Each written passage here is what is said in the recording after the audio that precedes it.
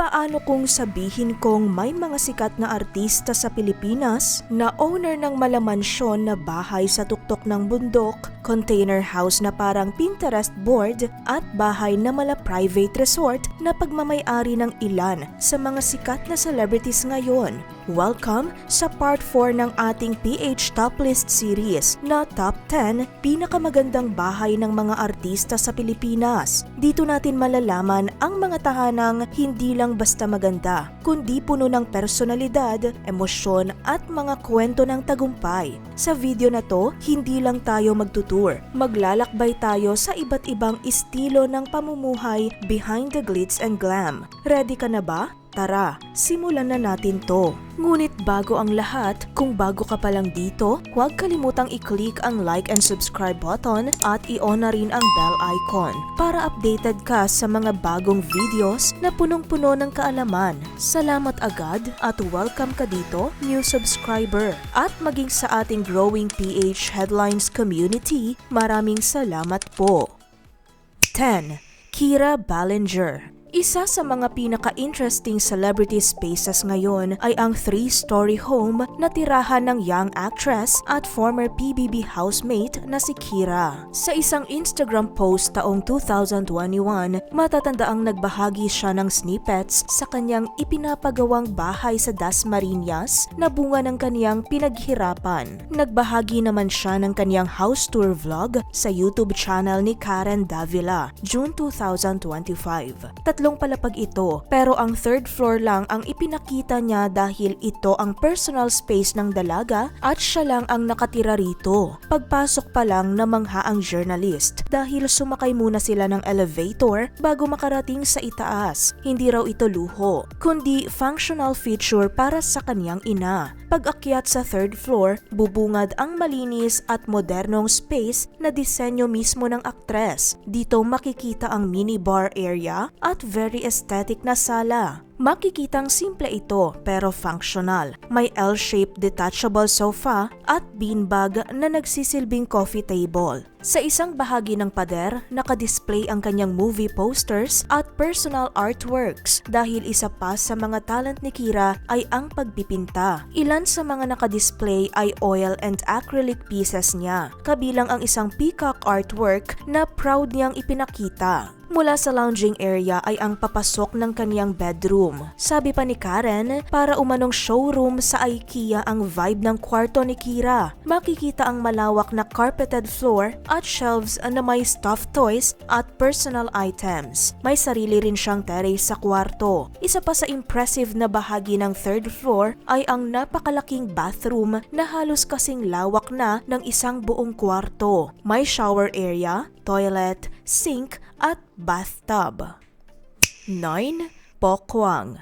Hindi pa huhuli ang bahay na naipundar ng veteran comedian actress na si Pokwang o Marieta Subong sa totoong buhay. Matatanda ang taong 2024, nagbigay ito ng ilang updates matapos ang construction ng bahay hanggang sa kanyang house blessing na naganap noong October 2024. Sa dalawang house tour vlog mula sa kanyang YouTube channel at sa vlog ni Chad Kinis noong December 2024, ipinasilip ni Pokwang ang kanilang 2-story house. Pagpasok pa lang, bubungad na ang wooden door. Mapapansin din ang mataas na kisame at welcoming ambience ng living area na puno ng malalaking dekorasyon, trophies, art pieces at mga paintings. Sa living area ay mayroong sofa set. Sa kabilang bahagi naman ay ang dining area na may 10-seater dining set. High-tech naman ang bathroom sa first floor dahil sa smart mirror at automatic toilet. Naipakita rin ng mag-ina ang kanilang kitchen area na mayroong white theme at marble countertop. Sa ilalim ng hagdan, makikita ang zen area para umano itong relaxation corner. Sa second floor naman, matatagpuan ang malaking painting papunta sa prayer room. Maliban sa isang bedroom with bathroom na nasa unang palapag, nasa itaas na bahagi naman ang mga kwarto ni Pokwang at ng kaniyang dalawang anak. Nariyan ang master bedroom ng aktres walk-in closet, shoe cabinet at bathroom. Ibinida rin ni Malia ang kanyang pink-themed room na puno ng kanyang toy collection at ang kwarto ng panganay niyang si May. Mayroon ding stockroom at fabric room na puno ng damit, props at materials na ginagamit nila sa paggawa umano ng mga dresses at costumes.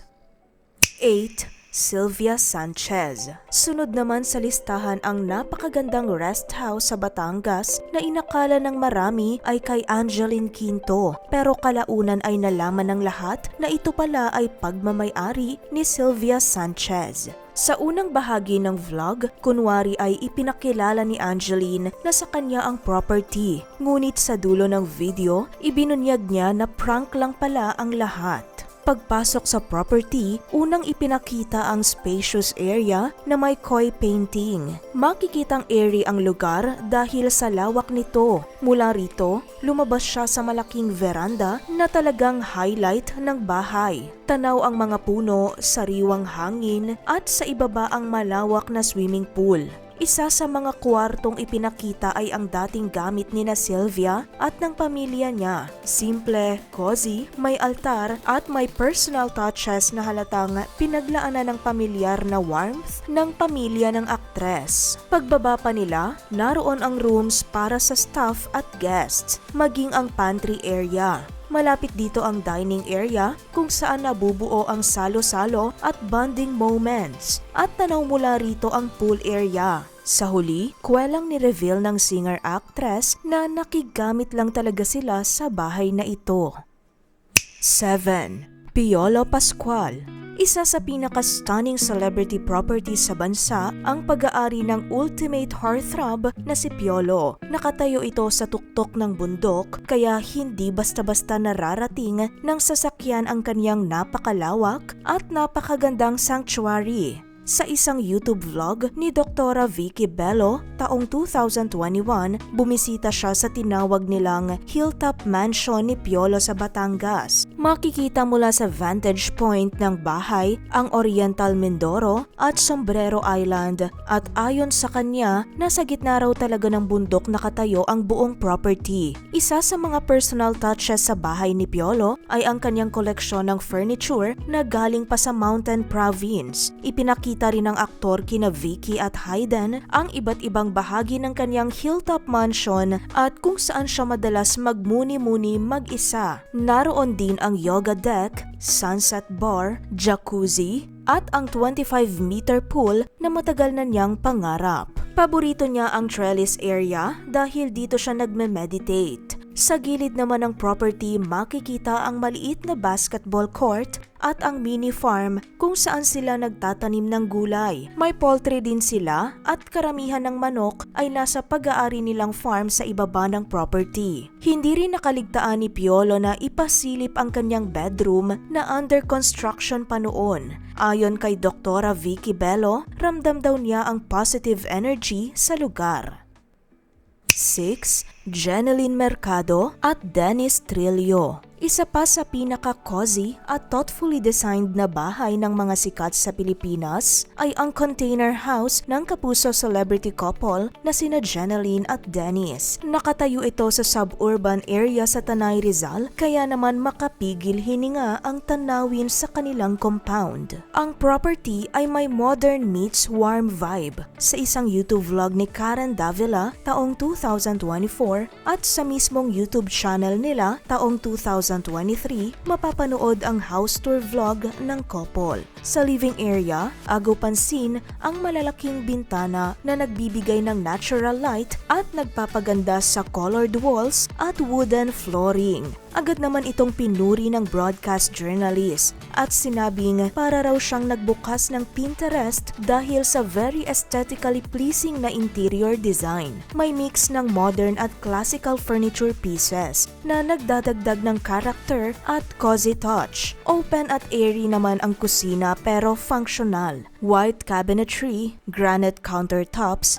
at stainless steel appliances ang pinili ni Jeneline. May island table para sa casual meals at prep space, habang ang adjacent dining area ay may wooden table na kasya ang 6 hanggang 8 tao. Nasa unang palapag din ang isang malawak na guest room with bunk beds na kasya hanggang 8 packs. Pag-akyat sa second floor ng bahay, mayroon itong modernong hagdan na para umanong makikita sa mga modern farmhouse sa ibang bansa. Sa itaas, makikita ang kwarto ng kanilang 2 binatang anak na sina Alex Jazz at Calix, at ang nursery room ng kanilang bunsong anak na si Dylan.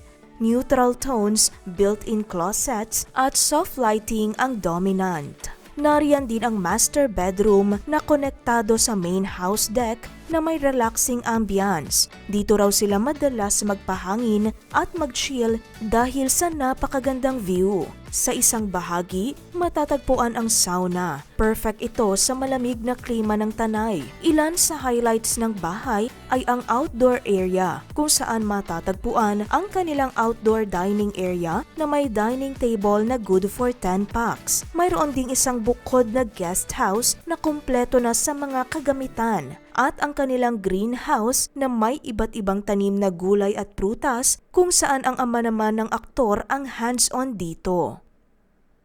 5.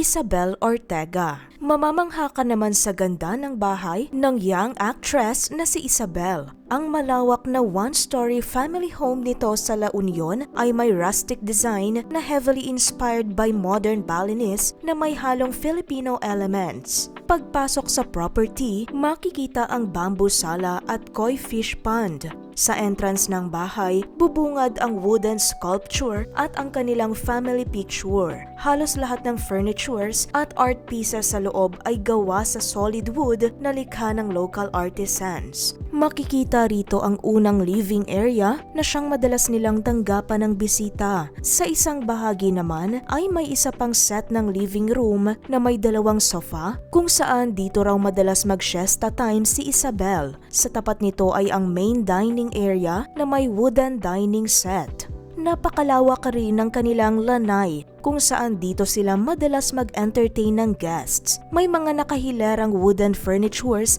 gaya ng Cleopatra chairs, sofa at lanay dining set na may long wooden table. Isa naman sa pinaka-highlight ng buong bahay ay ang kanilang malawak na pool area with kiddie pool at jacuzzi. Ipinakita rin ito ang itsura ng kanilang swimming pool tuwing daytime at tuwing gabi. Perfect ito for relaxation and bonding moments, lalo na't beachfront ito, kaya naman mayroong breathtaking view ng sunset. Ibinida rin ng aktres ang kanilang mini garden na halos napapalibutan ng bonsai trees. Sa dulo ng isang hallway ay ang office area ng kaniyang stepdad, kung saan nakadisplay ang koleksyon ng kanilang memorabilia at awards. Sa huli, nagbigay ng tour si Isabel sa kanilang napakaaliwalas na white kitchen, kung saan naka-organize ang kanilang mga spices at modern appliances.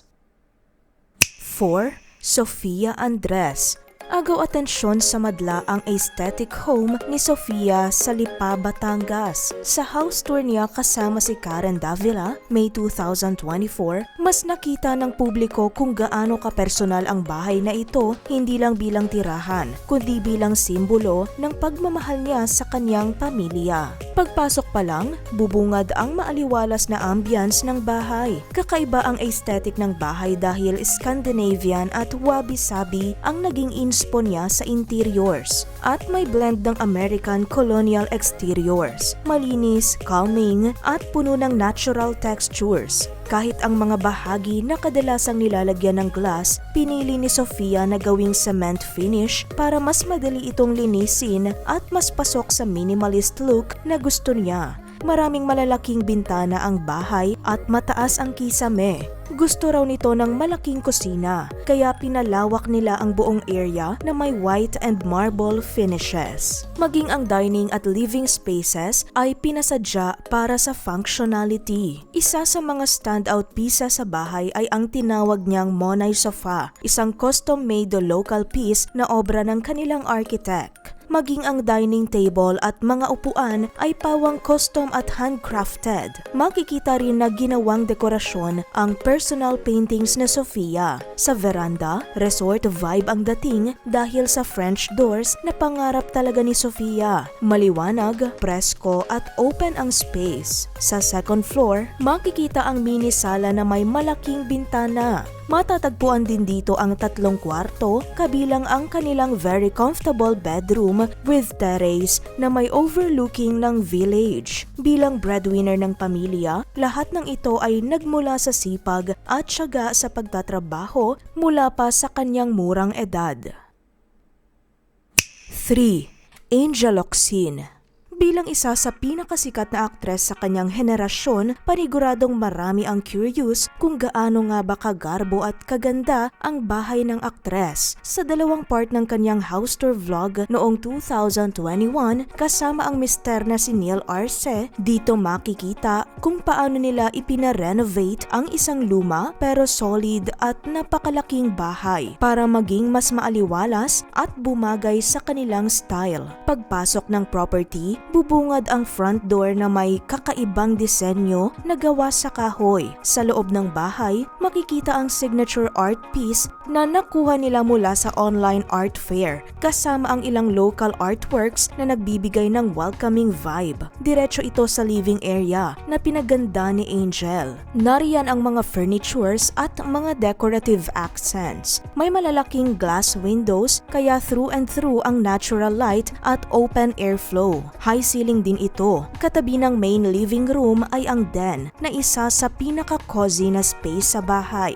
May malaking TV, couch at PlayStation area. Dito rin nila nilagay ang ilang paintings at personal collections. Nariyan din ang side porch kung saan makikita ang iba't ibang halaman, outdoor dining area at outdoor cooking area. Very spacious din ang kanilang dining area with 8-seater dining table, lighting fixture at malalaking bintana. Ang kanilang kitchen ay modern din. May countertop appliances at mga organizers na pinili ng aktres. May dirty kitchen din sa likod na may malaking bintana para sa airflow at storage area ng pantry items. May secret door din papunta sa utility area para sa dagdag storage at space para sa household stuff. Sa garahe naman, makikita ang storage shelves, motorbikes, golf cart at tools section. Mayroon ding outdoor laundry area at mini vegetables and herb garden. Isa pa sa highlights ng bahay ay ang very refreshing na garden/pool area. Sa malawak na espasyo na ito sila madalas magdaos ng okasyon. Sa kabilang parte ay ang gym room with the gym equipments. Pag-akyat sa second floor, makikita ang malinis na hallway na may chandelier at framed photos sa dingding.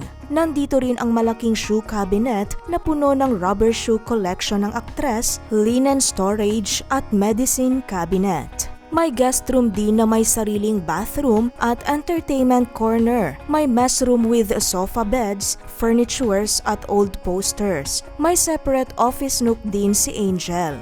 Ipinasilip ng couple ang bedroom ng rising actor at Pinoy Big Brother housemate na si Joaquin Arce, ang binatang anak ni Neil at stepson ni Angel. Konektado dito ang unang side balcony ng bahay. Sa kabila naman ang second balcony na may outdoor furniture setup. Sa master's bedroom, makikita ang sofa, massage chair, armory cabinet para sa airsoft equipment ng aktres at balcony. May malawak itong dressing area na napaka-organized at master's bathroom with bathtub para sa aktres at sauna para kay Neil.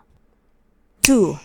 Dayan Medina and Rojun Cruz. Dream come true para sa couple ang magkaroon ng sariling tahanan. Kaya isa sa mga celebrity homes na talagang pinagplanuhan ng matagal ay ang 3-story modern hotel-themed home nina Dayan at Rojun. Bago pa sila ikasal, 12 years na silang magkasama at sabay nag-ipon para sa future nila. At ang pinaka-espesyal dito, ang mismong lote ng bahay ay wedding gift mula sa parents ni Dayan. Pagpasok sa kanilang bahay, ang unang sasalubong ay ang mini foyer na may custom gold mirror. Dito agad makikita ang aesthetic nilang mag-asawa na mahilig sa neutral colors gaya ng white, beige at gold. Mula rito, bubungad ang malaking living area na may 100 square meters na open space. Isa ito sa mga non-negotiable ni Diane. Dahil lumaki siya sa malaking pamilya at mahilig mag-host ng gatherings, gusto niya talagang may maluwag na lugar para tumanggap ng bisita. Sa gitna naman ng living area ay ang grand staircase at ang chandelier. Isa rin sa highlight sa ground floor ay ang malaking bronze mirror na nagsisilbing accent wall. Paglipat sa informal dining area, makikita ang cozy 4-seater table kasama ang mini refrigerator at water dispenser. Mayroon ding TV for entertainment at katabi nito ang maliit pero functional na storage para sa wine at liquor. Kasunod nito ay ang bonggang formal dining area na may 10-seater table. Pagdating naman sa kusina, makikita ang clean kitchen sa loob at ang dirty kitchen sa labas. Beige, black at gold ang theme ng area kasama ang black marble countertop, coffee maker at ang mini pantry para sa snacks at food supplies. Sa labas ng kitchen ay ang mini lanai. May 8-seater dining set, TV, at access sa sauna at swimming pool. Ito ang favorite spot nila kapag may imbitadong mga kaibigan. Sa second floor naman, makikita ang master's bedroom, ang kwarto ng kanilang anak at guest room. Hindi na ipinakita ni Diane ang master's bedroom for privacy. Pag-akyat sa third floor, makikita ang balcony na may magandang view ng buong village. Katabi nito ang gym with gym equipments na personal na request ni Rojun. Mayroon din silang sariling theater room o 8-seater mini cinema. May lighted steps at kumpleto sa sound system at recliners para sa very relaxing movie experience. Pinakahuli nilang ipinakita ang mala store sa isang mall na walk-in closet na may lawak na 50 square meters. Sa updated house tour kasama si Karen Davila, July 2025, na ibahagi ng couple na binili nila ang malawak na lote sa tapat mismo ng kanilang bahay para sa kanilang mga anak na si Joaquin at Isabella. 1. Yasi Pressman. Mamamangha ka rin sa sophisticated house ng actress-dancer na si Yasi. Sa kauna-unahang pagkakataon noong 2022, ipinasilip ni Yasi Pressman ang kanyang tahanan sa Antipolo sa vlog ng kaibigan niyang si Alex Gonzaga. Sa unang tingin pa lang, ramdam na agad ang openness at warmth ng bahay na may modern architecture. Mataas ang wood-paneled ceilings, malalawak ang glass walls at napapalibutan ng lush greenery. Bawat sulok ay talaga namang may wow factor. Ang living room ay maaliwalas at inviting. Matatagpuan dito ang ilang artworks, paintings na gawa ng kapatid niyang si Isa Pressman at ilang memorabilias. Kasunod na pinuntahan nila ay ang napaka-comfy na movie room o ang mini cinema na may 2 double beds at beanbag chairs. Mayroong malaking screen, projector, sound system at power din ito ng SmartAge.ph na pwedeng i-control gamit ang phone. Kaya perfect ito sa chill time ni Yasi. May mini office areas at spaces din dedicated sa kanilang dog rescue advocacy.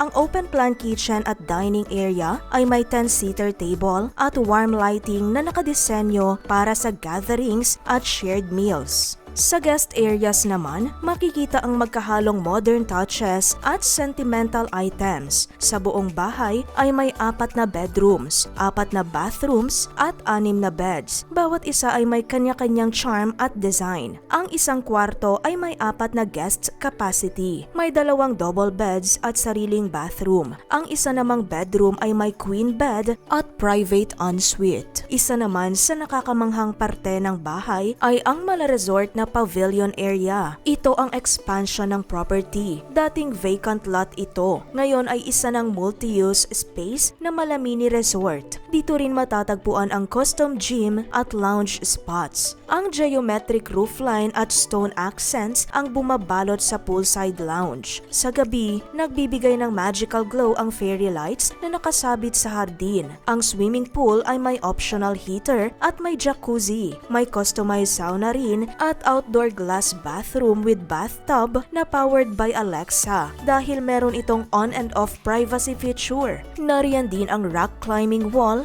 outdoor gym at steam room na nagbibigay ng complete fitness at relaxation experience. Sa patio, may seating para sa 16 guests plus billiard table at arcade games para sa mga bisita. Samantala, ang bahay na ito ni Yasi sa Antipolo ay ginawa niya ring Airbnb na na-launch noong January 2025 ayon sa preview. Nakasaad sa article na ang rate ng Cabana Yasi ay depende sa dates, ngunit ang overnight stay ay typically around 42,851 pesos kapag weekdays at 45,167 pesos naman kapag weekends. At dito na nagtatapos ang ating pagbisita sa ilan sa mga pinaka-stunning, unique at dream-worthy homes ng mga paborito nating artista. Sa iyong opinyon, sino sa mga artista ang may bahay na pinaka-namanghaka o pinaka-nag-inspire sa'yo?